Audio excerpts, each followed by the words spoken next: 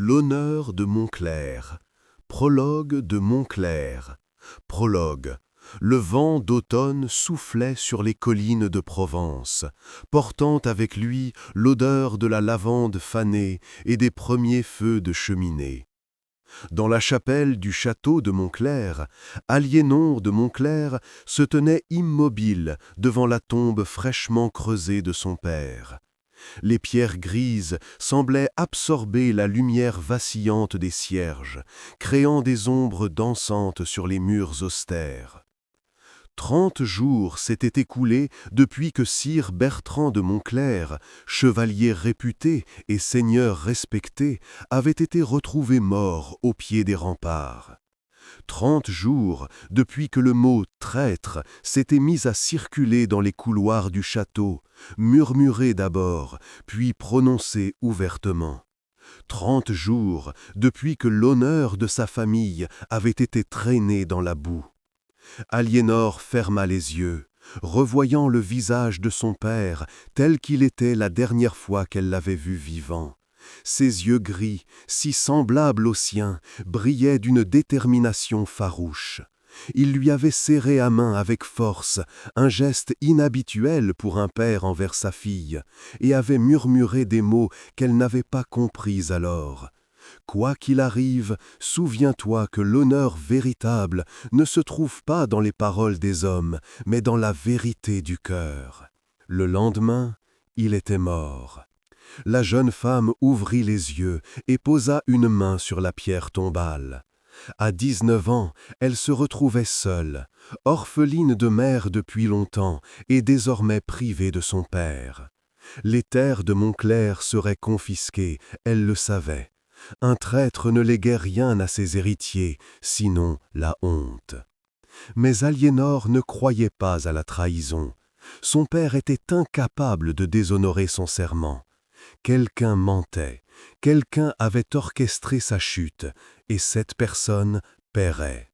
« Vous devriez vous reposer, madame », dit une voix douce derrière elle. Aliénor se retourna pour voir frère Mathieu, le vieux moine qui servait de chapelain au château. Son visage ridé exprimait une compassion sincère, mais aussi une inquiétude évidente. « Comment pourrais-je me reposer, mon père, quand l'honneur de ma famille gît piétiné » répondit-elle d'une voix ferme, malgré la douleur qui lui serrait la gorge. Le moine s'approcha lentement, ses sandales produisant un léger frottement sur les dalles de pierre.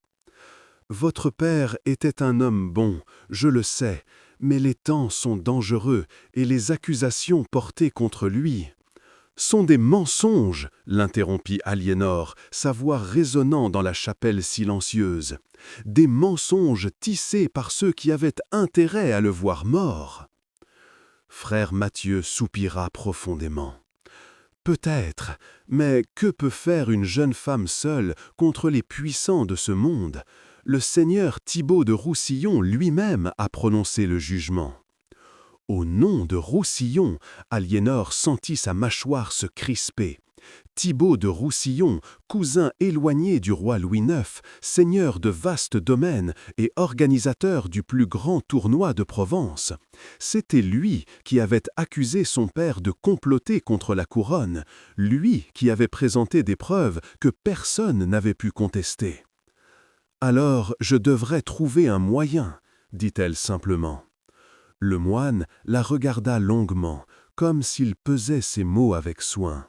« Il y a quelque chose que vous devriez savoir, mon enfant. Votre père, avant de mourir, il est venu me voir. Il m'a confié un paquet, avec l'ordre de ne vous le remettre qu'après sa mort, et seulement si vous le demandiez explicitement. » Le cœur d'Aliénor bondit dans sa poitrine. « Où est ce paquet? Suivez-moi. » Ils traversèrent la chapelle jusqu'à une petite sacristie où le moine conservait les objets sacrés. Dessous une pile de manuscrits enluminés, frère Mathieu sortit un paquet, enveloppé de toile cirée, scellé avec la cire rouge, portant l'emblème des Montclair, un lion rampant tenant une rose. Les mains tremblantes, Aliénor brisa le sceau et défit l'emballage. À l'intérieur se trouvaient 3 objets: une lettre pliée, une petite clé de fer forgé et un pendentif en argent représentant une étoile à 8 branches. Elle déplia la lettre et reconnut immédiatement l'écriture ferme de son père. Les mots dansèrent devant ses yeux alors qu'elle lisait. « Ma très chère Aliénor, si tu lis ces mots, c'est que mes craintes se sont réalisées et que je ne suis plus de ce monde. Sache que chaque action que j'ai entreprise l'a été pour protéger ce qui est juste, même si le prix à payer était ma réputation et ma vie. Il existe un complot qui dépasse de loin notre modeste maison. Des hommes puissants cherchent à s'enrichir au détriment du royaume, et j'ai découvert leur plan. C'est cette découverte qui m'a condamné. La clé que tu tiens ouvre un coffre caché dans les ruines de l'ancien monastère de Saint-Victor, à 2 lieues au nord. Tu y trouveras les preuves que j'ai rassemblées. Mais sois prudente, ma fille. Ces hommes sont dangereux et ne reculeront devant rien. Le pendentif appartenait à ta mère. Elle me l'avait confié avant sa mort, me faisant promettre de te le donner quand tu serais prête à affronter ton destin. Ce destin, je le crains, arrive plus tôt que je ne l'aurais souhaité. Tu as été élevé dans les traditions nobles, mais j'ai veillé à ce que tu apprennes aussi ce qu'une dame ne devrait pas connaître: l'art de l'épée, la stratégie, la chasse. Ces compétences, je te les ai transmises non par caprice, mais parce que je pressentais que tu en aurais besoin. Ne cherche pas à venger ma mort, mais à faire triompher la vérité. C'est la seule vengeance qui compte vraiment. Ton père qui t'aime, Bertrand de Montclerc. Aliénor serra la lettre contre son cœur, des larmes silencieuses coulant sur ses joues. Ainsi, son père avait su. Il avait prévu sa propre mort et avait tenté de la protéger tout en lui donnant les moyens de poursuivre son combat. « Que dit la lettre ?» demanda doucement frère Mathieu. Aliénor essuya ses larmes d'un geste brusque et redressa les épaules. « Elle me dit ce que je dois faire. » Chapitre 1er. Les ruines de Saint-Victor. L'aube pointait à peine lorsqu'Aliénor quitta le château, enveloppée dans une cape sombre qui dissimulait ses traits. Elle avait emprunté les vêtements d'un palefrenier et attaché ses longs cheveux noirs sous un chapeau de feutre. Dans le monde où elle s'apprêtait à entrer, être reconnue comme la fille du traître de Montclerc serait plus qu'un handicap, ce serait un arrêt de mort. Seul Raoul, l'écuyer de son père resté fidèle malgré le déshonneur, l'accompagnait. C'était un jeune homme de 22 ans, au visage marqué par les épreuves, mais au regard loyal. Il avait servi Bertrand depuis l'âge de 12 ans et refusait d'abandonner sa fille. « Êtes-vous certaine de vouloir faire cela, madame ?» demanda-t-il alors qu'ils chevauchaient vers le nord, leur monture progressant d'un pas régulier sur le chemin caillouteux. « Certaine? Non, » répondit Aliénor avec un sourire amer. « Mais nécessaire? Absolument. » Le paysage provençal se déployait autour d'eux dans toute sa beauté austère. Les collines ondulaient comme les vagues d'une mer pétrifiée, couvertes de garrigues et de chênes verts. Au loin, les premiers contreforts des Alpes se découpaient contre le ciel pâlissant.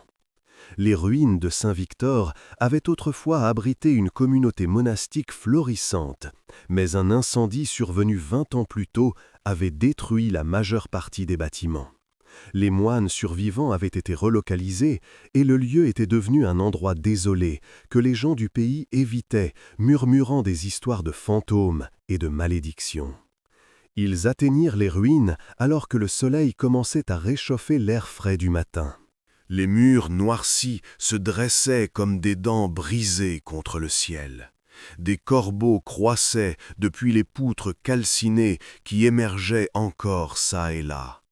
Un endroit bien choisi pour cacher des secrets, murmura Raoul en scrutant les alentours avec méfiance.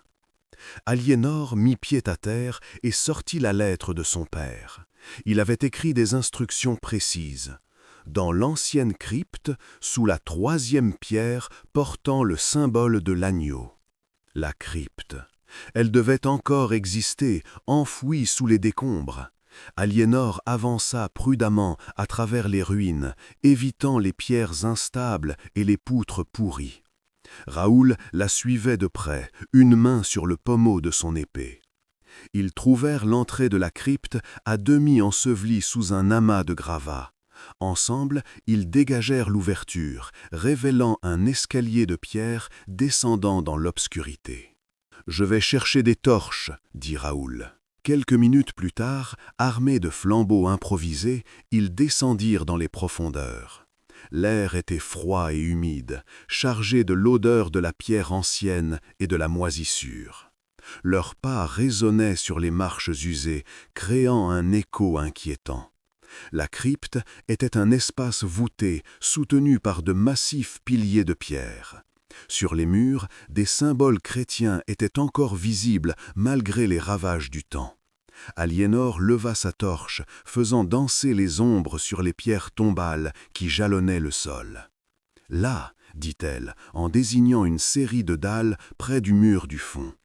Ils s'agenouillèrent et examinèrent les pierres une à une. La 3e portait effectivement le symbole de l'agneau pascal, gravé avec soin dans le calcaire. Aliénor sortit la clé de fer de sa bourse et chercha des yeux une serrure. Rien n'était visible sur la pierre elle-même. Elle passa ses doigts le long des bords, cherchant une faille, un mécanisme caché. « Attendez, » dit Raoul. « Regardez là. » Il pointait du doigt une petite ouverture dans le mortier, entre 2 pierres, à peine visible dans la lumière vacillante des torches. Aliénor y glissa la clé et sentit qu'elle s'enfonçait dans un mécanisme. Elle tourna doucement. Un déclic se fit entendre, suivi d'un grondement sourd. La dalle portant l'agneau commença à glisser de côté, révélant un compartiment creusé dans la pierre en dessous. À l'intérieur se trouvait un coffret de bois renforcé de fer, étonnamment bien préservé. Aliénor le sortit avec précaution et l'ouvrit. Son cœur battait si fort qu'elle pouvait l'entendre dans ses oreilles. Le coffret contenait plusieurs documents, des lettres, des registres de comptes, des cartes annotées. Aliénor les parcourut rapidement à la lumière de la torche, ses yeux s'élargissant à mesure qu'elle comprenait l'ampleur de ce que son père avait découvert. « Seigneur Dieu !» murmura-t-elle. « Qu'est-ce que c'est ?» demanda Raoul, se penchant pour regarder par-dessus son épaule. Des preuves d'un détournement massif de fonds destinés aux croisades, des marchés truqués, des pots de vin, des conspirations pour s'approprier des terres. Et tout cela implique non seulement le seigneur de Roussillon, mais aussi plusieurs autres nobles de haut rang. Elle continua à lire, découvrant lettre après lettre les rouages d'un système de corruption qui s'étendait bien au-delà de la Provence.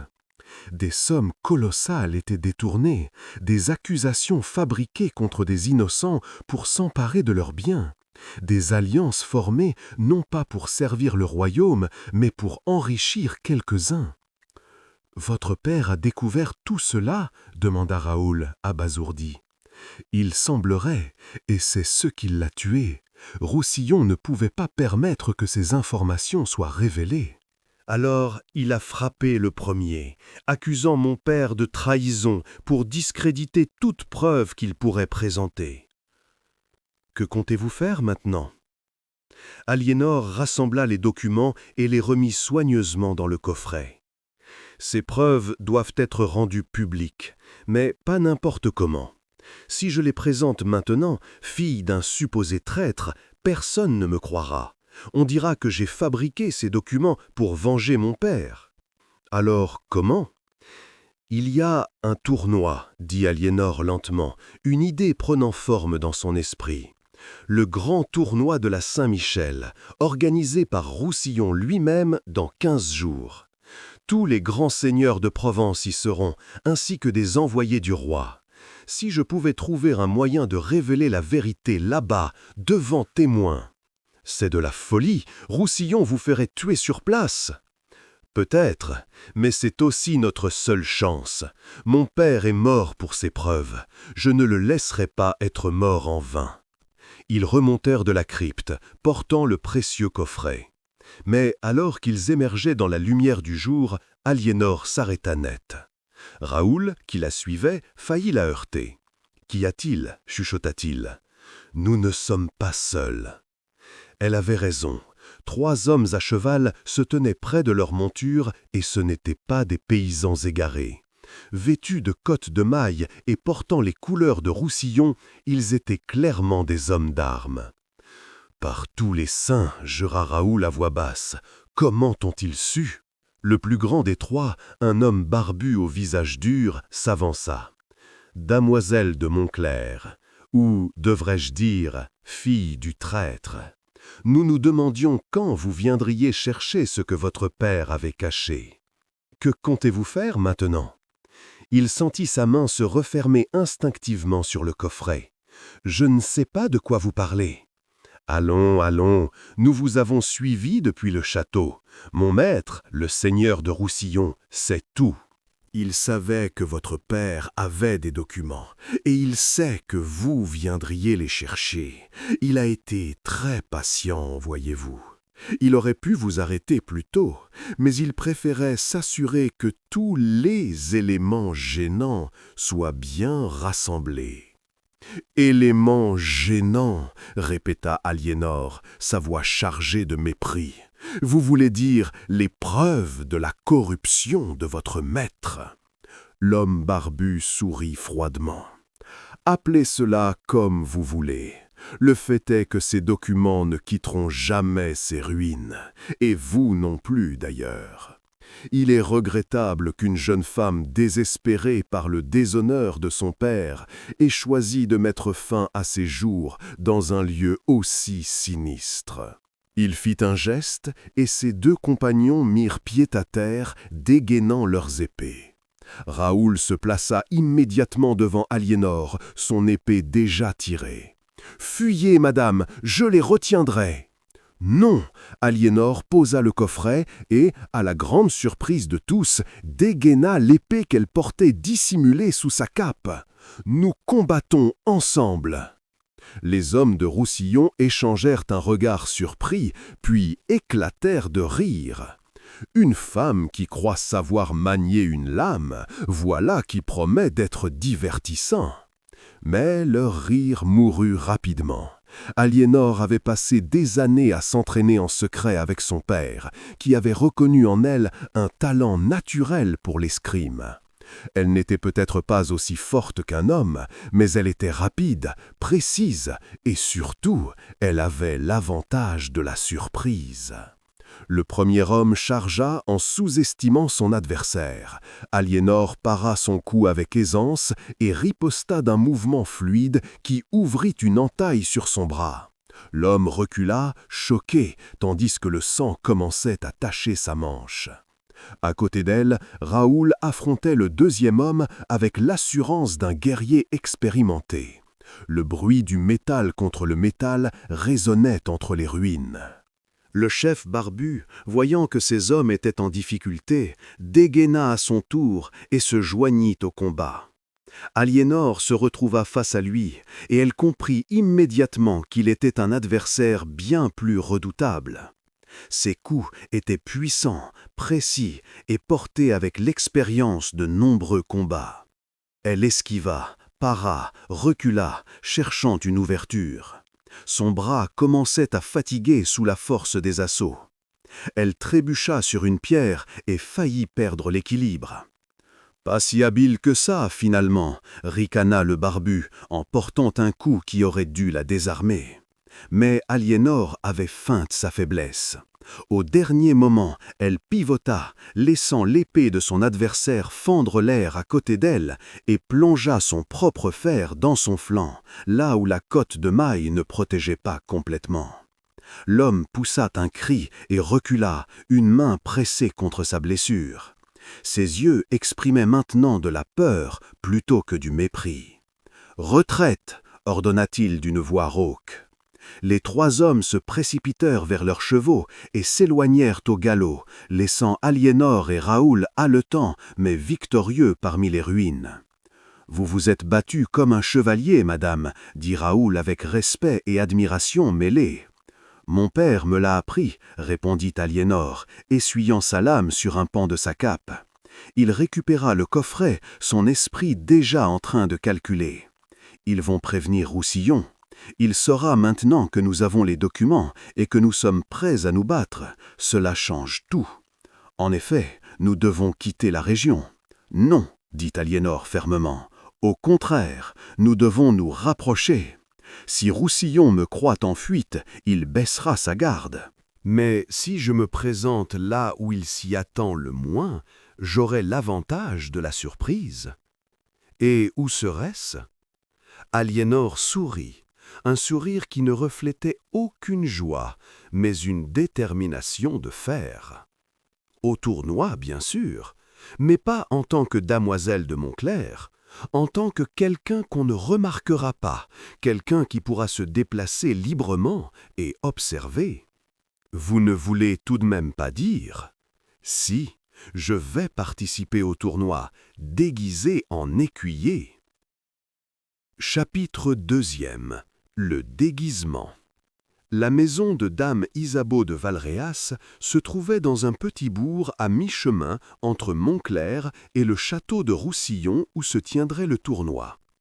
Isabeau était la sœur cadette de la mère d'Aliénor, une femme qui avait choisi de ne jamais se marier et qui vivait modestement mais dignement grâce à l'héritage laissé par ses parents.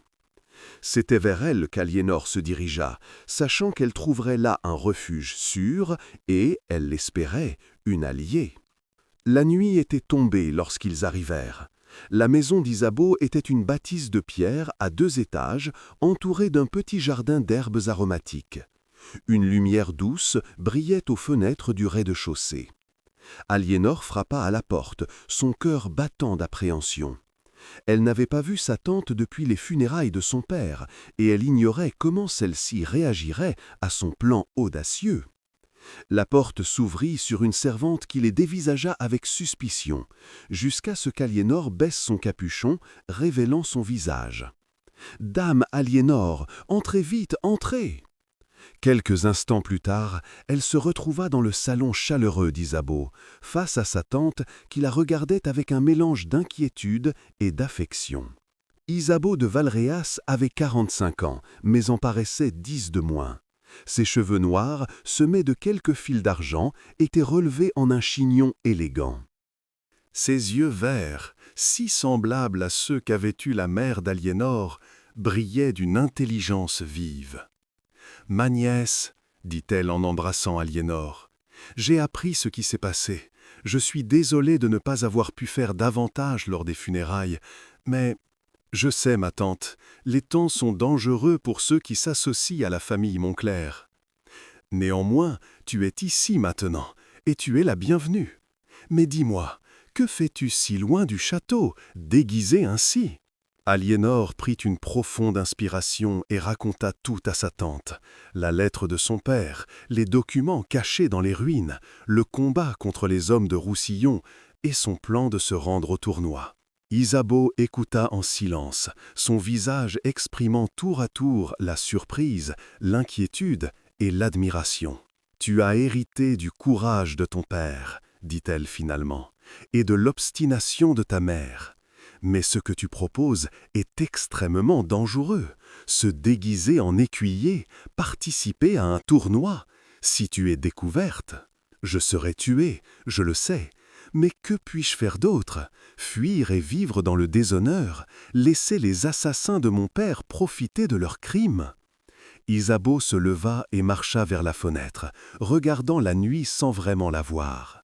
« Ta mère, dit-elle doucement, avait un secret que je suis la seule à connaître et que j'avais promis de ne jamais révéler. » Aliénor se redressa, intriguée. « Quel secret? Avant d'épouser ton père, ta mère n'était pas seulement une noble dame. Elle avait été élevée différemment de la plupart des femmes de notre époque. Son propre père, ton grand-père, était un homme inhabituel. Il croyait que les femmes méritaient la même éducation que les hommes. Il a enseigné à ta mère non seulement les arts de la dame, mais aussi ceux du guerrier. Ma mère savait se battre, s'exclama Aliénor stupéfaite. Plus que ça, elle était une des meilleures escrimeuses de sa génération. Elle a même participé, en secret, à plusieurs tournois, déguisée en jeune chevalier. C'est d'ailleurs lors d'un de ces tournois qu'elle a rencontré ton père. Il était l'un des rares à avoir percé son déguisement, et au lieu d'être scandalisé, il en est tombé amoureux. Aliénor sentit les larmes lui monter aux yeux. Elle n'avait jamais connu sa mère, morte en la mettant au monde, et cette révélation lui donnait soudain l'impression de la découvrir pour la première fois.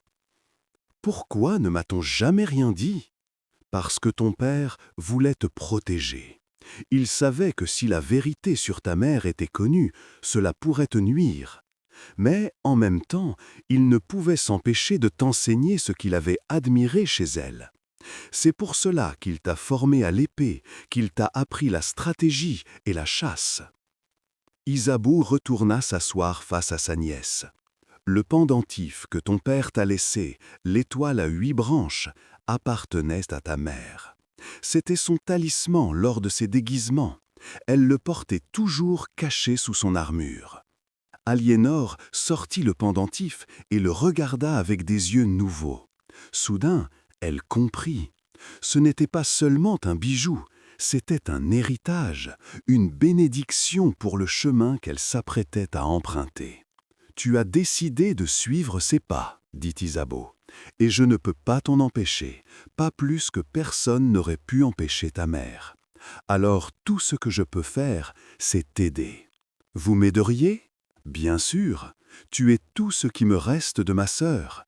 Et puis, ajouta-t-elle avec un sourire malicieux, l'idée de voir Roussillon se faire confondre par une femme me plaît énormément. » Au cours des jours suivants, Isabeau et Aliénor préparèrent minutieusement le déguisement.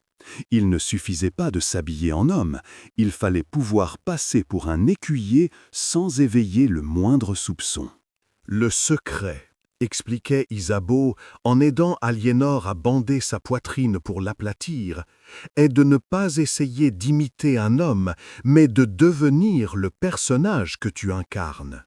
Tu dois penser comme un écuyer, agir comme un écuyer, même dans les plus petits détails. Elle avait fait venir un tailleur de confiance qui avait confectionné pour Aliénor plusieurs tenues d'écuyer de bonne qualité, mais sans ostentation. Des braies de laine sombre, des tuniques simples, une ceinture de cuir, des bottes robustes.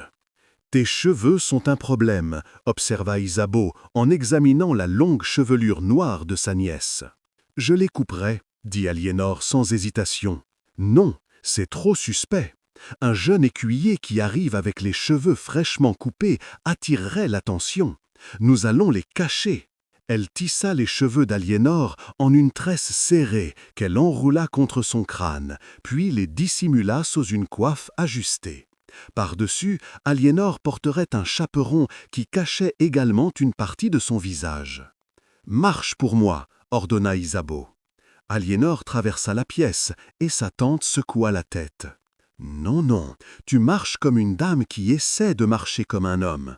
Les jeunes hommes ont une démarche plus relâchée, moins d'élégance, plus de négligence. » Elles passèrent des heures à peaufiner chaque aspect du déguisement, la manière de marcher, de s'asseoir, de tenir une coupe, de parler avec une voix légèrement plus grave, sans forcer. « Et ton nom ?» demanda Isabeau. « Tu ne peux évidemment pas utiliser Aliénor de Montclair. » Aliénor réfléchit un moment. « Alain.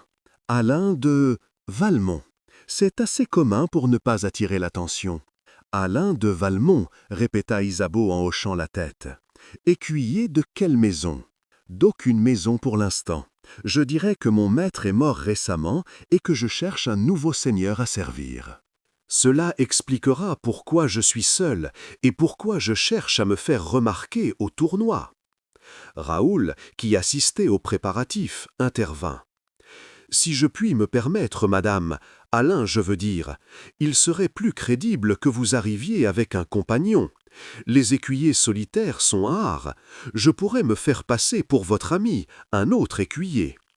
C'est une excellente idée, approuva Isabeau. Mais vous devrez changer votre apparence, vous aussi, Raoul. Certains au tournoi pourraient vous reconnaître comme l'écuyer de Bertrand de Montclair.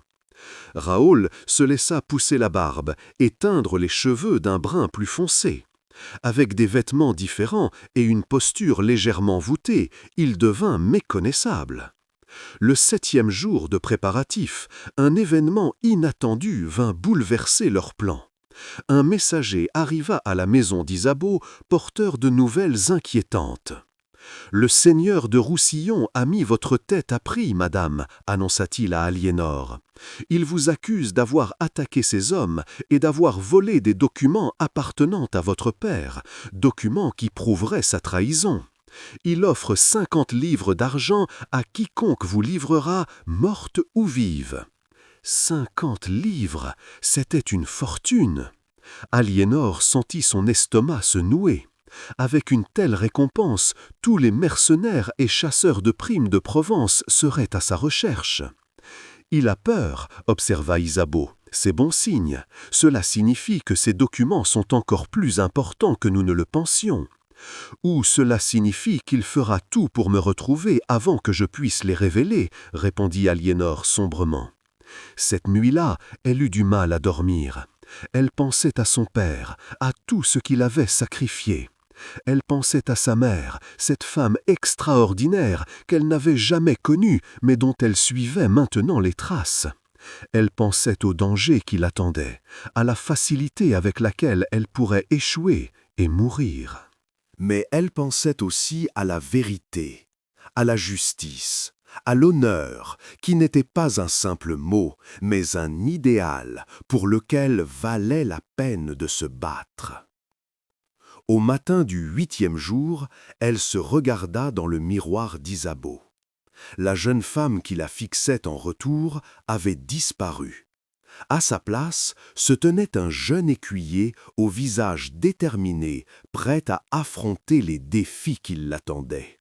« Alain de Valmont », murmura-t-elle à son reflet, « c'est toi maintenant. » Chapitre 3e, le tournoi de la Saint-Michel. Le château de Roussillon se dressait au sommet d'une colline, ses tours élancées dominant la plaine environnante. Les bannières multicolores claquaient au vent, annonçant le tournoi le plus prestigieux de l'année. Des centaines de tentes avaient été dressées dans les champs alentours, créant une ville temporaire grouillante d'activité. Chevaliers, écuyers, marchands, saltimbanques, dames élégantes et simples paysans venus admirer le spectacle, tous convergeaient vers ce lieu pour les 3 jours de festivités qui célébreraient la Saint-Michel. Aliénor, désormais Alain de Valmont, chevaucha vers le château avec Raoul à ses côtés. Son cœur battait vite, mais elle gardait son visage impassible sous son chaperon. Le premier test serait de franchir les portes sans éveiller de soupçons.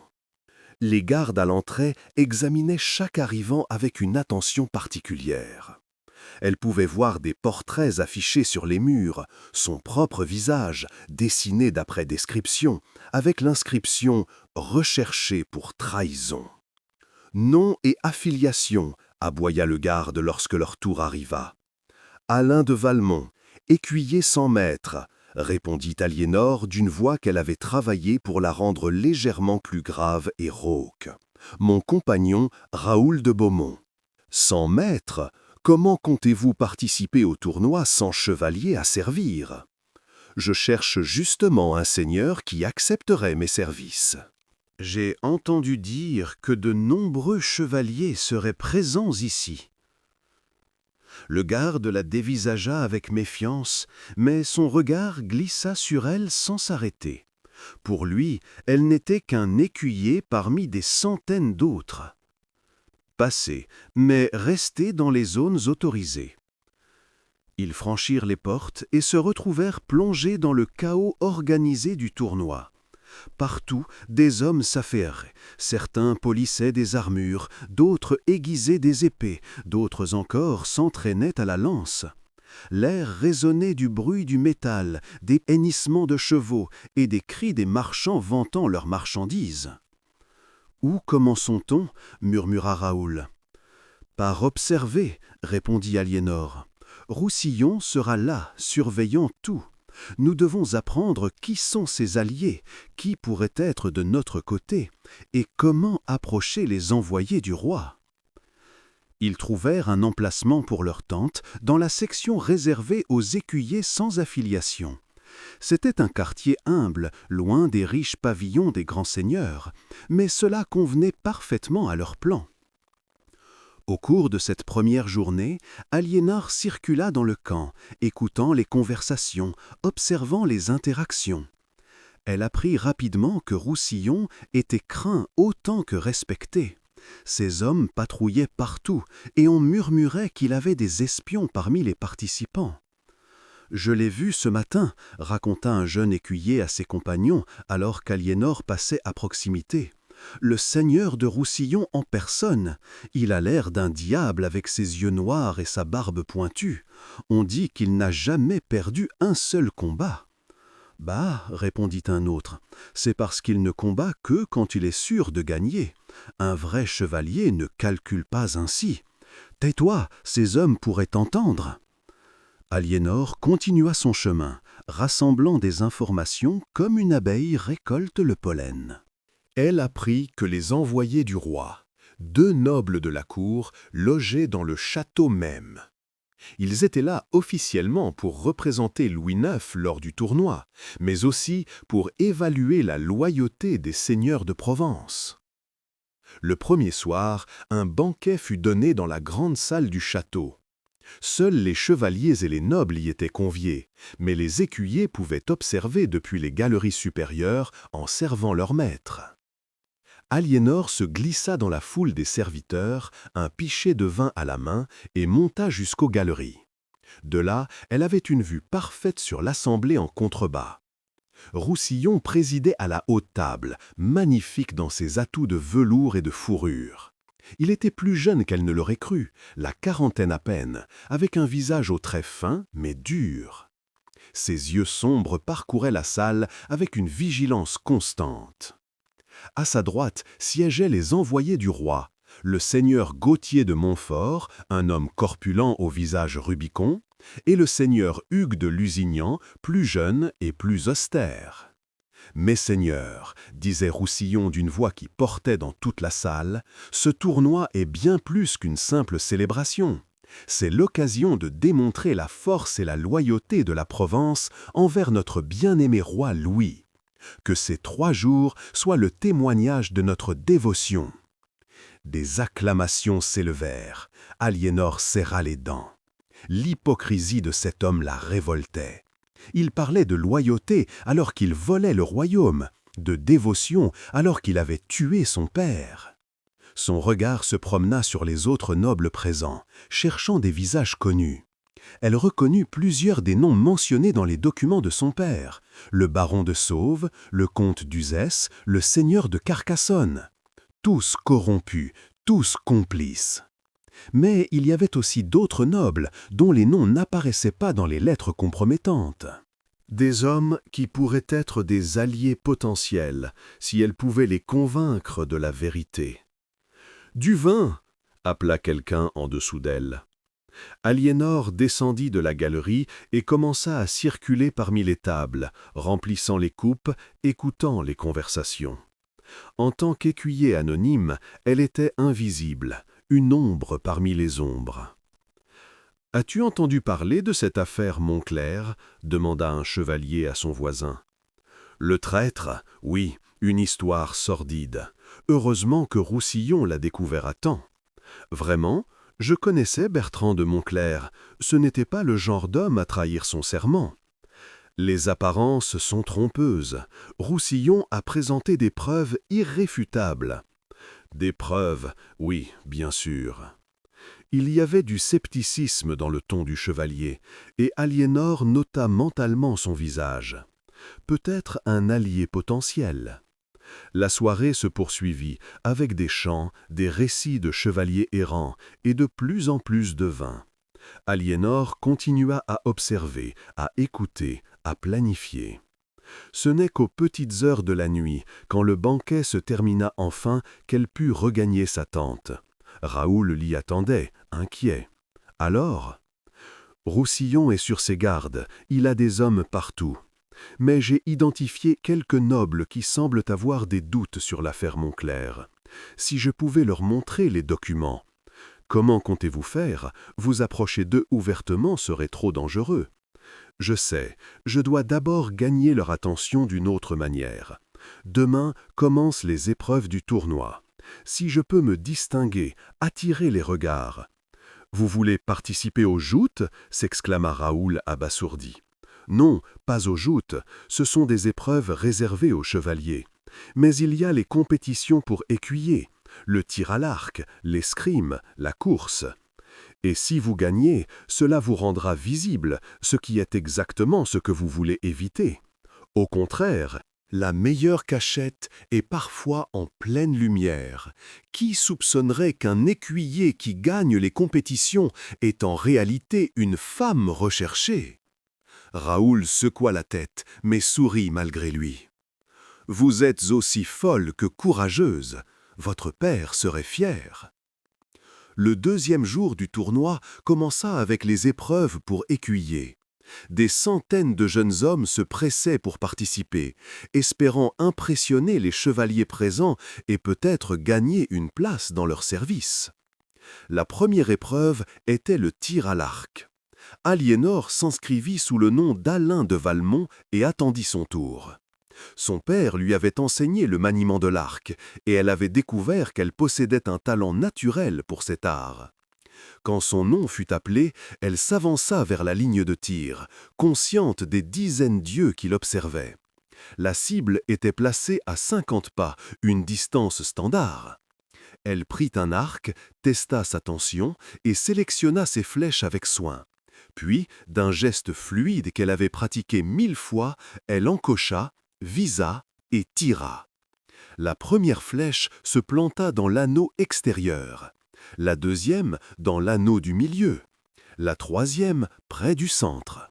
« Pas mal pour un blanc-bec », commenta un écuyer plus âgé.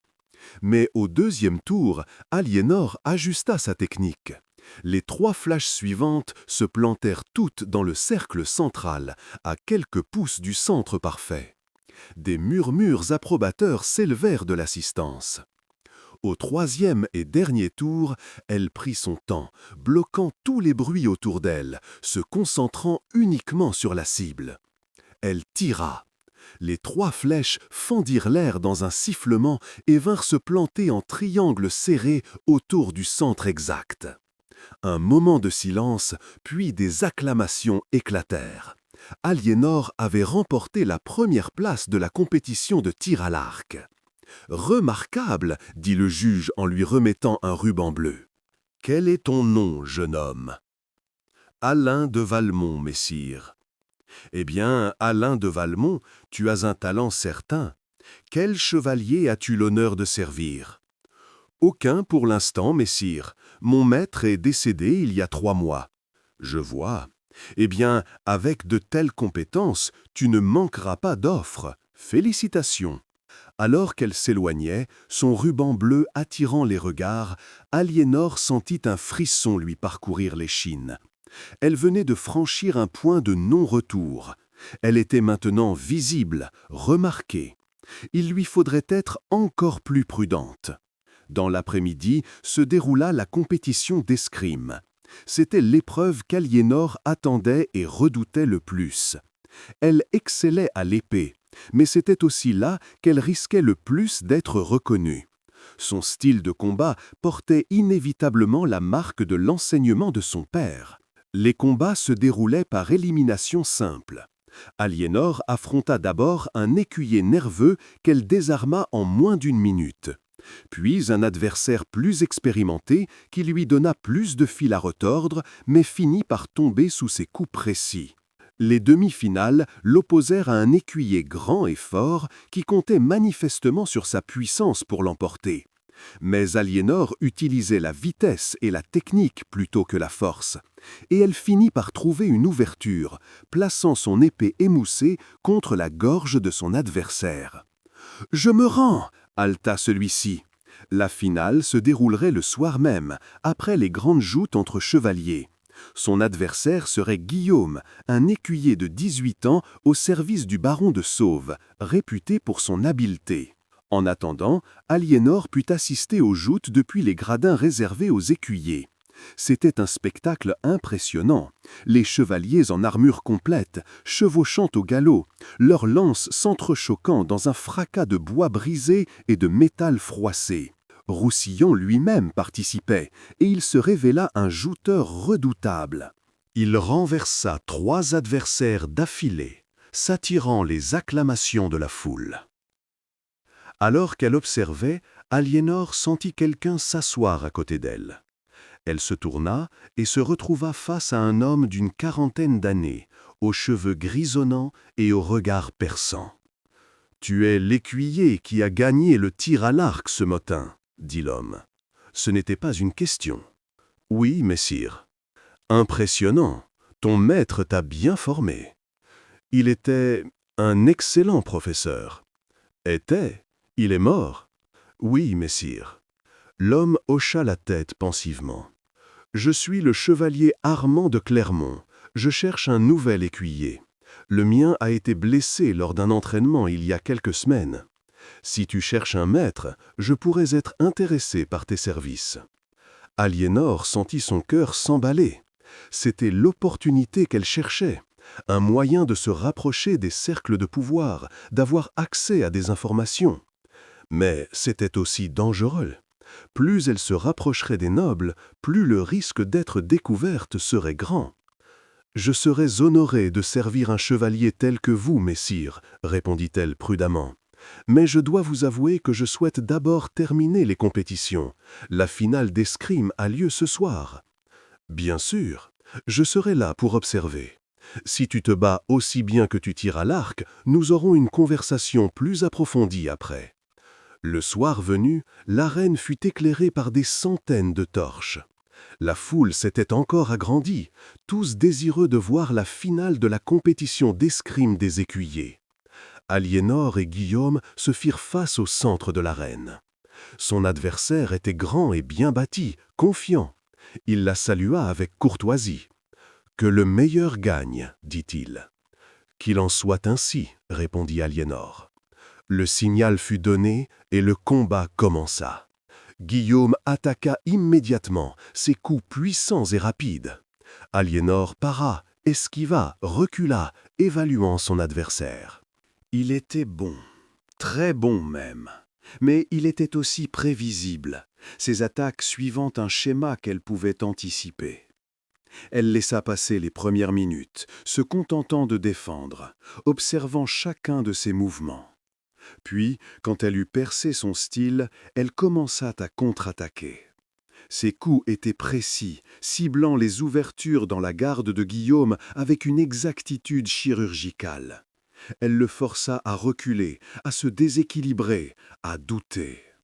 Le public retint son souffle alors que les 2 combattants dansaient à travers l'arène, leurs épées claquant dans un rythme hypnotique. Finalement, Aliénor vit son ouverture. Guillaume leva son épée pour porter un coup de haut en bas. Au lieu de parer, elle se baissa, passa sous sa garde et posa la pointe de son épée contre son flanc. « Touché !» haleta-t-elle. Un instant de silence, puis la foule explosa en acclamations. Aliénor avait gagné. Guillaume, loin d'être amer, sourit largement et lui serra le bras. « Tu es le meilleur escrimeur que j'ai jamais affronté. Ton maître a dû être un grand guerrier. » « Il l'était, » répondit Aliénor, sa voix chargée d'émotion malgré elle. On lui remit un autre ruban bleu et une bourse contenant quelques pièces d'argent. Mais plus important encore, elle avait accompli ce qu'elle voulait. Elle s'était fait remarquer. Alors qu'elle quittait l'arène, plusieurs chevaliers l'approchèrent, offrant leur service, la complimentant sur ses compétences. Parmi eux se trouvait Armand de Clermont. « Tu as tenu ta promesse, dit-il. Viens me voir demain matin. Nous discuterons des termes de ton service. » Cette nuit-là, de retour dans sa tente, Aliénor retira enfin son déguisement et massa ses muscles endoloris. Elle avait réussi la première partie de son plan. Maintenant venait la partie encore plus dangereuse.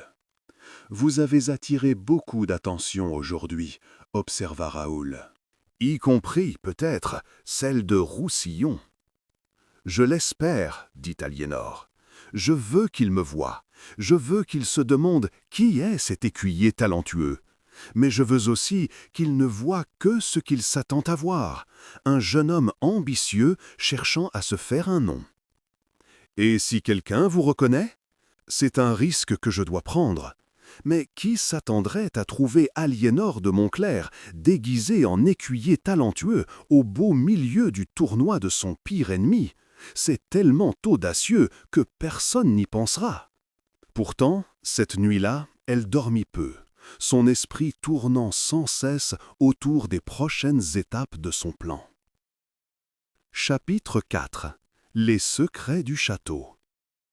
Le 3e jour du tournoi commença par un événement inattendu. Un héros annonça que le seigneur de Roussillon organisait une grande chasse dans ses forêts pour célébrer les victoires du tournoi. Tous les chevaliers présents étaient invités, accompagnés de leurs écuyers. C'était l'opportunité qu'Aliénor attendait. Durant la chasse, le château serait moins surveillé et elle pourrait peut-être trouver un moyen d'accéder aux appartements privés de Roussillon ou de parler en privé avec les envoyés du roi. Elle retrouva Armand de Clermont comme convenu le matin. Le chevalier l'accueillit avec bienveillance et lui proposa officiellement de devenir son écuyer. « Pour être honnête, dit-il, j'avais entendu parler de ton maître avant sa mort. Bertrand de Montclair était réputé pour son excellence au combat. Si c'est lui qui t'a formé, alors ton talent s'explique. » Aliénor faillit trahir sa surprise. Armand savait. « Mon maître était Bertrand de Montclair ?» demanda-t-elle prudemment. « N'est-ce pas le cas ? Ton style de combat porte sa marque. J'ai combattu à ses côtés il y a des années, lors de la croisade. Je reconnaîtrais son enseignement entre mille. » Le cœur d'Aliénor battait à tout rompre. Était-ce un piège? Ou Armand était-il vraiment ce qu'il semblait être? « Messire, Armand leva une main. « Tu n'as pas besoin de confirmer ou de nier. Je comprends que ces temps sont dangereux et que l'association avec Montclair peut être problématique. Tout ce que je te demande, c'est de me servir loyalement. Le reste ne me regarde pas. Vous n'approuvez pas le jugement porté contre lui ?» osa demander Aliénor. Le visage d'Armand devint grave. « Je connaissais Bertrand. C'était l'homme le plus honorable que j'ai jamais rencontré. L'idée qu'il ait pu trahir le royaume est absurde. Mais je ne suis qu'un simple chevalier, sans le pouvoir de contester le jugement d'un grand seigneur comme Roussillon. Et si des preuves existaient de son innocence ?» Armand la regarda longuement, et elle vit dans ses yeux une lueur de compréhension. « Si de telles preuves existaient, dit-il lentement, et si elles étaient présentées de la bonne manière aux bonnes personnes, elles pourraient changer beaucoup de choses. Mais ce serait extrêmement dangereux pour celui qui les détiendrait. » C'était un avertissement autant qu'un encouragement. Aliénor comprit qu'elle avait trouvé un allié, même si Armand ne pouvait pas agir ouvertement. La chasse commença peu après. Cavaliers et chiens se rassemblèrent dans la cour du château, puis le cortège s'ébranla vers la forêt. Roussillon menait la chasse, magnifique sur son destrier noir, son faucon favori perché sur son gant. Aliénor chevaucha près d'Armand, mais ses pensées étaient ailleurs. Elle avait convaincu Raoul de rester au camp avec pour instruction de surveiller les mouvements dans le château. Si elle parvenait à s'éclipser durant la chasse, elle aurait peut-être une chance d'explorer. La forêt était dense et sombre, les chênes centenaires formant une voûte au-dessus de leur tête. Les chiens aboyaient et couraient entre les arbres, suivant la piste d'un cerf. Les cavaliers les poursuivaient, criant des encouragements. Dans la confusion de la chasse, Aliénor ralentit progressivement, laissant le reste du groupe la distancer. Quand elle fut certaine que personne ne prêtait plus attention à elle, elle fit demi-tour et chevaucha vers le château. Les gardes aux portes étaient beaucoup moins nombreux que d'habitude. La plupart étaient partis avec la chasse. Elle se présenta comme l'écuyer d'Armand de Clermont, envoyé chercher quelque chose que son maître avait oublié. « Dépêche-toi alors », grogna le garde, la laissant passer sans plus de questions. À l'intérieur du château, les couloirs étaient presque déserts. Aliénor monta rapidement vers les étages supérieurs où se trouvaient les appartements des nobles. Elle avait mémorisé la disposition des lieux lors du banquet du premier soir. Elle trouva les appartements de Roussillon gardés par 2 sentinelles. Impossible d'entrer par là. Mais il y avait peut-être un autre moyen.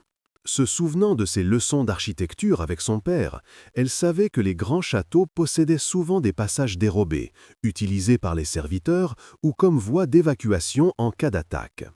Elle descendit aux cuisines, où quelques serviteurs préparaient le banquet du soir. Personne ne fit attention à un écuyer de plus errant dans les couloirs. Derrière les cuisines, elle trouva ce qu'elle cherchait, une petite porte menant à un escalier étroit et sombre. Elle l'emprunta, montant prudemment dans l'obscurité. L'escalier débouchait sur un couloir étroit qui courait entre les murs du château.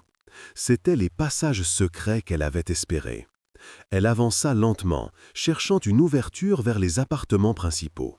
À travers les minces fentes dans la pierre, elle pouvait voir et entendre ce qui se passait dans les pièces adjacentes. Elle passa devant plusieurs chambres vides avant de trouver celle qu'elle cherchait. Les voix lui parvinrent avant qu'elle ne voie quoi que ce soit. Des voix d'hommes discutant à voix basse. Elle approcha son œil de la fente et vit 4 hommes réunis autour d'une table. Roussillon, le baron de Sauve et les 2 envoyés du roi, Gauthier de Montfort et Hugues de Lusignan. « Les documents de Montclair n'ont toujours pas été retrouvés, disait Roussillon, sa voix tendue. Sa fille court toujours. « Vous m'aviez assuré que ce problème serait réglé, répondit Montfort froidement. Il le sera, mes hommes la trouveront. Une femme seule ne peut pas se cacher éternellement. Elle ferait mieux d'être trouvée avant que ces documents ne tombent entre de mauvaises mains, intervint le baron de Sauve. Si la vérité sur nos arrangements était révélée. Elle ne le sera pas, coupa Roussillon sèchement. J'ai pris toutes les précautions nécessaires.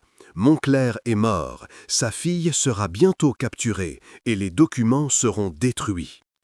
Et notre accord tient toujours, demanda Montfort, les terres que vous nous avez promises. Bien sûr, une fois que cette affaire sera réglée, les terres de Montclair vous reviendront, comme convenu, ainsi que votre part des profits de nos entreprises commerciales. Aliénor sentit la rage bouillonner en elle. Les envoyés du roi n'étaient pas des juges impartiaux, mais des complices. Ils faisaient partie du complot. Le roi ne doit jamais savoir, dit Lusignan. Louis est trop vertueux pour approuver nos méthodes, même si elles servent en fin de compte le royaume. Le roi ne saura rien, assura Roussillon. Il nous fait confiance et nous continuerons à lui servir à notre manière.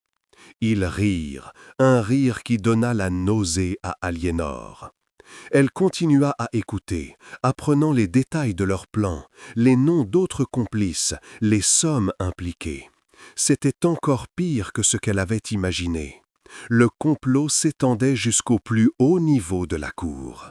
Mais elle apprit aussi quelque chose de crucial. Roussillon avait prévu un dernier coup. Il comptait profiter du tournoi pour accuser un autre noble innocent de trahison, s'emparer de ses terres et ainsi consolider encore plus son pouvoir. Elle devait agir vite. Soudain, un bruit de pas résonna dans le passage secret. Quelqu'un d'autre utilisait ces couloirs. Aliénor se figea, son cœur battant à tout rompre. « Qui est là ?» appela une voix masculine. Sans réfléchir, Aliénor courut dans le passage, cherchant une sortie. Derrière elle, les pas se rapprochaient. Elle déboucha enfin sur un escalier descendant et le dévala à toute vitesse. En bas, une porte donnait sur une cour intérieure. Elle l'ouvrit et se retrouva dehors, haletante. « Toi, écuyer, que faisais-tu là ?» Un garde s'approchait, suspicieux. Aliénor pensa rapidement. « Je me suis perdu, messire. Je cherchais les écuries et j'ai pris le mauvais couloir. »« Les écuries sont de l'autre côté du château, imbécile. »« Oui, messire, je suis désolé, messire. » Le garde grogna, mais la laissa partir. Aliénor traversa rapidement la cour et sortit du château, son cœur battant encore la chamade. Elle avait réussi. Elle avait découvert l'étendue complète du complot. Mais elle avait aussi réalisé que la situation était encore plus dangereuse qu'elle ne l'avait cru. Les envoyés du roi ne pourraient pas l'aider, ils étaient corrompus eux aussi. Elle devait trouver un autre moyen de révéler la vérité. Chapitre 5e. La trahison dévoilée. Cette nuit-là, Aliénor réunit un conseil de guerre dans sa tente. Étaient présents Raoul, le chevalier Armand de Clermont, qu'elle avait décidé de mettre dans la confidence, n'ayant plus le choix, et frère Mathieu, qui avait fait le voyage depuis Montclair. « La situation est pire que nous ne le pensions », expliqua Aliénor après avoir raconté ce qu'elle avait découvert. « Les envoyés du roi sont compromis. » Si nous leur présentons les preuves, ils nous dénonceront immédiatement à Roussillon. « Alors, que pouvons-nous faire ?» demanda Raoul. « Nous devons contourner les envoyés et faire parvenir les documents directement au roi Louis, dit Armand. C'est le seul moyen. Mais comment ? Le roi est à Paris, à des semaines de voyage d'ici. » Frère Mathieu toussa doucement. « Il existe peut-être un moyen. J'ai un frère en religion, frère Bernard, qui sert d'aumônier à la cour du roi. Si nous pouvions lui faire parvenir les documents. »« Il serait intercepté avant d'atteindre Paris, objecta Aliénor. Roussillon a des espions partout. »« Pas nécessairement, dit Armand pensivement. Il y a un chevalier ici, sœur Geoffroy de Blois, qui doit retourner à Paris après le tournoi. C'est un homme d'honneur et il a les moyens de voyager rapidement et en sécurité. Si nous pouvions le convaincre de porter les documents. »« Pourquoi nous aiderait-il » demanda Raoul. « Parce qu'il détestait Roussillon, répondit Armand. Ils ont eu un différend il y a des années au sujet d'un héritage. Geoffroy ne croit pas non plus à la culpabilité de Bertrand de Montclair. Si nous lui présentons les preuves et lui expliquons la situation, je pense qu'il acceptera. Mais il faut d'abord lui révéler qui je suis vraiment, dit Aliénor, et cela signifie risquer qu'il me dénonce. C'est un risque que nous devons prendre, dit Armand. Nous n'avons pas d'autre choix. Le lendemain matin, Aliénor, toujours déguisée en Alain, accompagna Armand pour rencontrer sœur Geoffroy de Blois. C'était un homme dans la cinquantaine, aux cheveux gris et au visage noble mais marqué par les épreuves. Il le trouva dans sa tente, en train de faire réviser son armure par son écuyer. « Armand, quel bon vent t'amène !»« Geoffroy, j'ai besoin de te parler, en privé, c'est une affaire de la plus haute importance. » Le visage de Geoffroy devint sérieux. Il congédia son écuyer et les invita à s'asseoir. De quoi s'agit-il ? Armand regarda Aliénor, qui prit une profonde inspiration.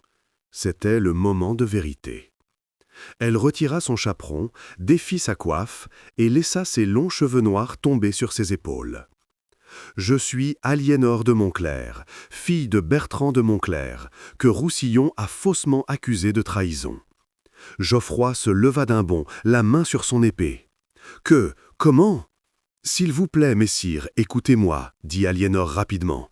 Mon père était innocent, j'ai les preuves, des documents qui montrent que c'est Roussillon et ses alliés qui sont les vrais traîtres. » « Des preuves ? Quelles preuves ?»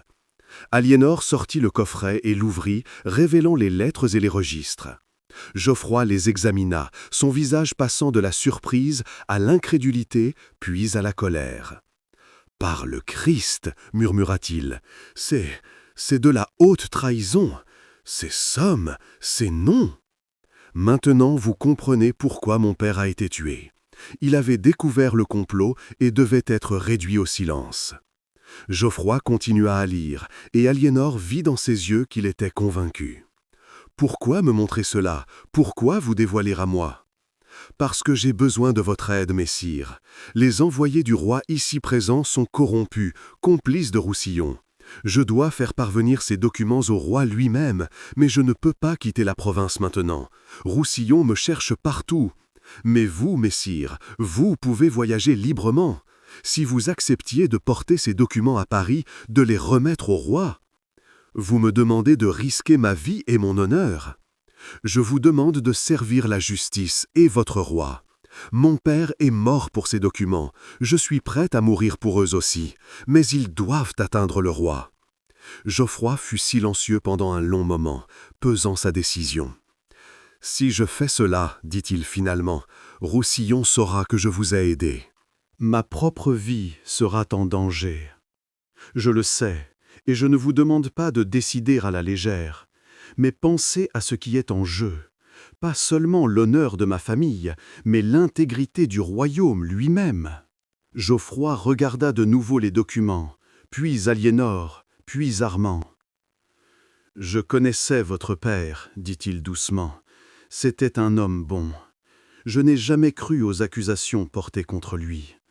Si ces documents peuvent prouver son innocence et exposer la vraie trahison, alors oui, je les porterai au roi. » Aliénor sentit une vague de soulagement la submerger. « Merci, messire, vous ne savez pas ce que cela signifie pour moi. Mais, continua Geoffroy, levant un doigt, je ne partirai que demain soir, après la grande cérémonie de clôture du tournoi. Partir avant éveillerait les soupçons. Bien sûr, nous attendrons. Et vous, damoiselle, que comptez-vous faire? Une fois ces documents partis, Roussillon saura que quelqu'un les a pris. Vous ne serez plus en sécurité, déguisé ou non. Je le sais. Mais je ne fuirai pas avant d'avoir confronté Roussillon publiquement. Il doit répondre de ses crimes, et tous doivent savoir la vérité. C'est de la folie, il vous tuera sur place. Peut-être, mais si je peux révéler ne serait-ce qu'une partie de la vérité avant de mourir, cela en vaudra la peine. » Armand posa une main sur son épaule. « Tu ne mourras pas si je peux l'empêcher. Nous trouverons un moyen. » Le reste de la journée passa dans une tension presque insupportable. Le dernier jour du tournoi se terminerait par une grande joute d'honneur entre les meilleurs chevaliers, suivi d'un banquet final où Roussillon annoncerait les gagnants et distribuerait les récompenses. C'est là qu'Aliénor avait décidé d'agir. Elle passa des heures à préparer son plan avec Armand et Raoul. Ce serait dangereux, probablement suicidaire, mais c'était sa seule chance. Le soir venu, la grande salle du château était remplie à craquer. Tous les nobles, chevaliers, écuyers et invités de marque étaient présents pour la cérémonie de clôture. Roussillon présidait à la haute table, magnifique dans une tunique de velours pourpre brodée d'or. Les envoyés corrompus du roi étaient à ses côtés, souriants et festoyants, comme si de rien n'était. Aliénor se tenait parmi les éculiers, dans les galeries supérieures, son cœur battant si fort qu'elle craignait que les autres ne l'entendent. Elle portait sous ses vêtements les dernières copies des documents les plus incriminants. Les originaux étaient en sécurité avec Geoffroy de Blois. Roussillon se leva pour prononcer son discours de clôture. « Mes seigneurs, mesdames, mes chers invités, ces 3 jours de tournoi ont été magnifiques, une démonstration de la valeur et de l'honneur de la chevalerie provençale. Nous avons vu des prouesses remarquables, et il est temps maintenant de récompenser les vainqueurs. » Des acclamations s'élevèrent. Mais avant de distribuer les prix, j'ai une annonce importante à faire. Le silence se fit dans la salle. Aliénor sentit son sang se glacer. Qu'allait-il annoncer? Il est de mon devoir, en tant que serviteur loyal de notre roi Louis, de révéler une terrible trahison qui a été découverte parmi nous. Des murmures inquiets parcoururent l'assemblée. Le seigneur Renaud de Beaucaire, continua Roussillon, désignant un noble d'âge mûr assis près de la table principale, a été surpris en train de comploter contre la couronne. Des lettres compromettantes ont été trouvées en sa possession, prouvant qu'il préparait un soulèvement. « C'est faux !» cria de Beaucaire en se levant d'un bond. « Je n'ai jamais... » « Garde, arrêtez-le !» Des hommes d'armes se précipitèrent et saisirent le noble protestataire. « Non, c'est un complot, je suis innocent !» Mais personne ne l'écoutait. Roussillon continuait son discours, expliquant comment il avait découvert la prétendue trahison, comment il avait agi pour protéger le royaume. Aliénor comprit immédiatement ce qui se passait. C'était exactement ce qu'elle avait entendu dans les passages secrets. Roussillon fabriquait une nouvelle accusation pour s'emparer des terres de Beaucaire. Elle ne pouvait pas le laisser faire.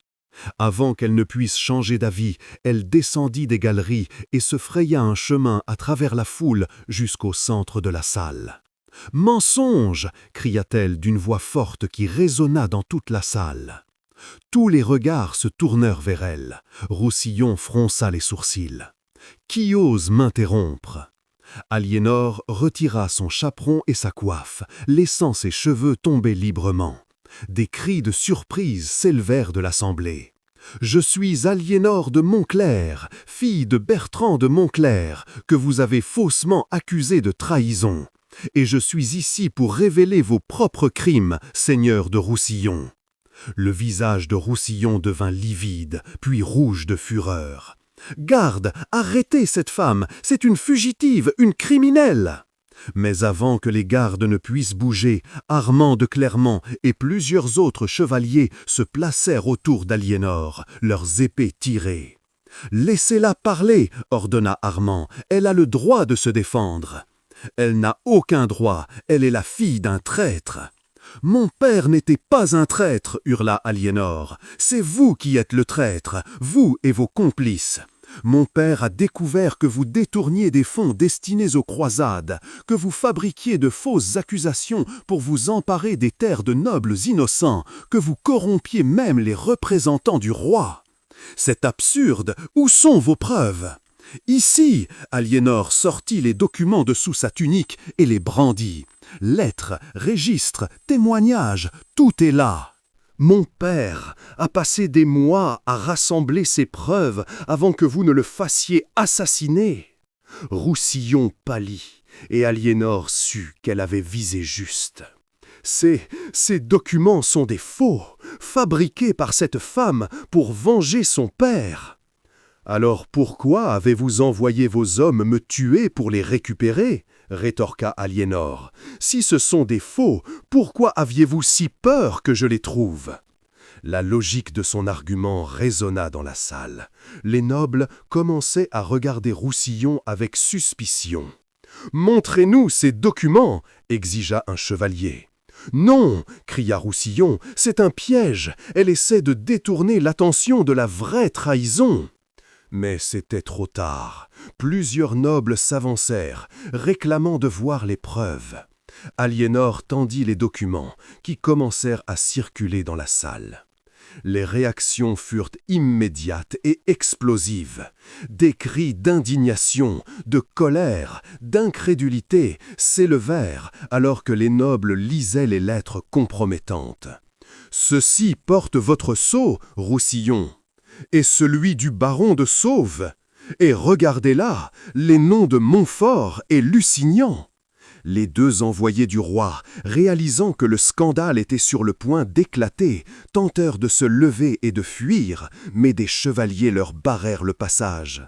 « Personne ne sort d'ici avant que cette affaire ne soit éclaircie, » ordonna un noble. Roussillon, voyant que la situation lui échappait complètement, fit un geste désespéré. « Tuez-la, tuez-les tous, que personne ne sorte vivant de cette salle !» Ces hommes d'armes, loyaux jusqu'au bout, dégainèrent leurs épées et chargèrent, mais ils étaient largement dépassés en nombre. Les chevaliers présents, indignés par la trahison révélée, ripostèrent immédiatement. La grande salle se transforma en champ de bataille. Le bruit du métal s'entrechoquant, les cris des combattants, le fracas des tables renversées créaient un chaos absolu. Aliénor, malgré son déguisement d'écuyer, se retrouva avec une épée à la main, combattant aux côtés d'Armand de Clermont. Raoul était là aussi, protégeant ses arrières. Mais Roussillon lui-même se frayait un chemin vers elle, son épée brandie, son visage déformé par la rage. « Tu as détruit tout ce que j'ai construit, hurla-t-il. Je vais te tuer comme j'ai tué ton père. » Ainsi, il l'avouait enfin. Aliénor sentit une froide détermination l'envahir. « Alors viens, finissons-en !» Ils se firent face au centre de la salle, tandis que le combat faisait rage autour d'eux. Roussillon était plus grand, plus fort, plus expérimenté. Mais Aliénor avait la vérité de son côté et la mémoire de son père pour la guider. Leurs épées s'entrechoquèrent dans un fracas métallique. Roussillon attaquait avec une férocité brutale, cherchant à l'écraser par la force pure. Aliénor esquivait, parait, ripostait, utilisant sa vitesse et sa technique pour compenser la différence de force. « Tu te bats bien pour une femme, ricana Roussillon entre deux assauts, mais ce ne sera pas suffisant. » Il porta un coup puissant qui fit vibrer le bras d'Aliénor jusqu'à l'épaule. Elle chancela et il en profita pour attaquer de nouveau. Sa lame entailla le bras d'Aliénor, faisant jaillir le sang. La douleur était intense, mais Aliénor refusa de s'arrêter. Elle pensa à son père, à sa mère qu'elle n'avait jamais connue, à tous ceux qui avaient été victimes de l'avidité de Roussillon. Elle contre-attaqua avec une série de coups rapides qui forcèrent Roussillon à reculer. Puis, se souvenant d'une technique que son père lui avait enseignée, elle feignit une attaque haute, et quand Roussillon leva son épée pour parer, elle pivota et porta un coup bas qui coupa profondément dans sa cuisse. Roussillon poussa un cri de douleur et tomba à genoux, son épée lui échappant des mains. Aliénor se tint devant lui, sa lame pointée vers sa gorge. « Rendez-vous » ordonna-elle. Roussillon la regarda avec haine, mais aussi avec une sorte de respect forcé. « Tu as gagné, » admit-il amèrement. « Tue-moi et qu'on en finisse. »« Non, ce n'est pas à moi de vous juger. Ce sera le roi qui décidera de votre sort. Vous vivrez pour affronter la justice. » Autour d'eux, le combat s'était arrêté. Les hommes de Roussillon avaient été maîtrisés. Le baron de Sauve et les deux envoyés corrompus étaient en garde à vue. Un silence stupéfait s'abattit sur la salle alors que tous réalisaient ce qui venait de se passer. Armand s'approcha d'Aliénor, un sourire fier sur son visage. « Tu l'as fait, ton père serait fier de toi. » Aliénor sentit soudain toutes ses forces l'abandonner. Elle tituba et Armand la rattrapa avant qu'elle ne tombe. « Quelqu'un, vite, elle est blessée !» Épilogue. 3 mois plus tard, Aliénor se tenait devant le roi Louis IX lui-même, dans la grande salle du Palais Royal à Paris.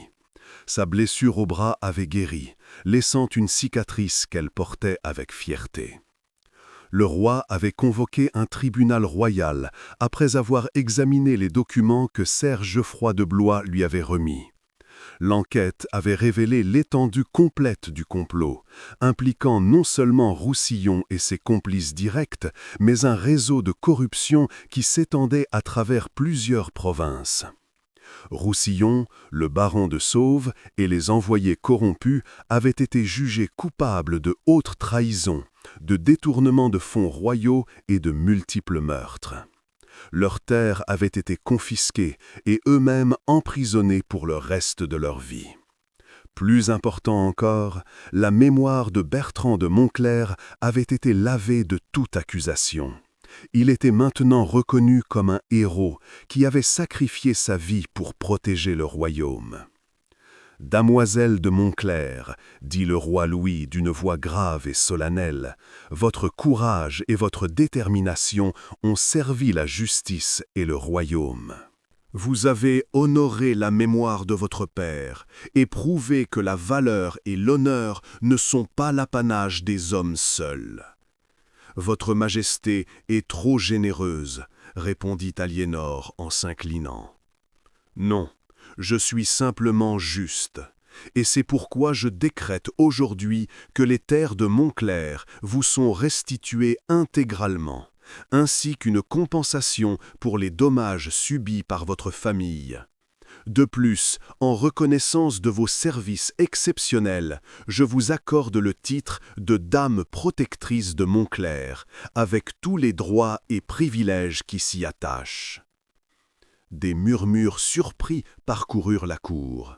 C'était un honneur rare pour une femme non mariée. « Mais, continua le roi avec un léger sourire, j'ai entendu dire que vos talents dépassaient la simple gestion d'un domaine. On me dit que vous maniez l'épée aussi bien que n'importe quel chevalier. Est-ce vrai? J'ai eu d'excellents professeurs, votre majesté. En effet, votre père, et apparemment aussi votre mère, bien que ce fait ait été gardé secret, une histoire remarquable. » Le roi réfléchit un moment, puis prit une décision qui ferait parler toute la France. Aliénor de Montclers, à genoux. Surprise, Aliénor obéit. Le roi se leva et tira sa propre épée, la posant sur l'épaule d'Aliénor. Pour service rendu à la couronne, pour courage exceptionnel face au danger, pour honneur et loyauté indéfectible, je vous fais chevalier du royaume de France. Levez-vous, dame Aliénor, chevalier de Montclers. La salle explosa en acclamations et en protestations mêlées. Jamais une femme n'avait été faite chevalier. C'était sans précédent, scandaleux, révolutionnaire. Mais le roi leva une main et le silence se fit. Que ceux qui doutent se souviennent de ce qu'elle a accompli. Elle a démasqué des traîtres que personne d'autre ne pouvait découvrir. Elle a combattu et vaincu un adversaire que beaucoup d'hommes craignaient. Elle a fait honneur au code chevaleresque mieux que la plupart de ceux qui portent ce titre. Si cela ne mérite pas d'être reconnu, alors qu'est-ce qui le mérite? Aliénor se releva, des larmes de joie et d'émotion coulant sur ses joues. Elle pensait à son père, qui aurait été si fier. Elle pensait à sa mère, dont l'héritage vivait maintenant ouvertement à travers elle. Les mois suivants furent occupés à reconstruire le domaine de Montclers et à établir Aliénor dans son nouveau rôle. Elle devint une figure respectée, consultée pour son jugement et son courage. Certains la regardaient encore avec méfiance ou désapprobation, mais beaucoup d'autres la voyaient comme un symbole d'espoir et de changement. Armand de Clermont devint son conseiller le plus proche, et une profonde amitié se développa entre eux. Raoul resta à son service, promu intendant du domaine. Frère Mathieu continua à servir de chapelain, gardant les secrets de la famille, comme il l'avait toujours fait. Dame Isabeau vint vivre avec sa nièce à Montclers, apportant sa sagesse et son expérience à la gestion du domaine. Un an après les événements du tournoi, Aliénor se tenait sur les remparts de Montclers, regardant le soleil se coucher sur les collines de Provence. Le pendentif de sa mère brillait à son cou, symbole de l'héritage qu'elle portait. Elle avait restauré l'honneur de sa famille, elle avait fait justice, elle avait prouvé que les femmes pouvaient être aussi courageuses, aussi honorables, aussi capables que n'importe quel homme. Mais plus importante encore, elle avait appris que le véritable honneur ne résidait pas dans les titres ou les reconnaissances, mais dans la loyauté envers ses principes, dans le courage de défendre la vérité et dans la détermination de ne jamais abandonner, quelles que soient les épreuves. Elle pensa à son père et murmura dans le vent du soir. « J'ai tenu ma promesse, père. Votre honneur est restauré. » Et je continuerai à le défendre, aujourd'hui et toujours. Le lion de Montclair rugissait de nouveau, et cette fois, c'était une femme qui portait fièrement ses couleurs.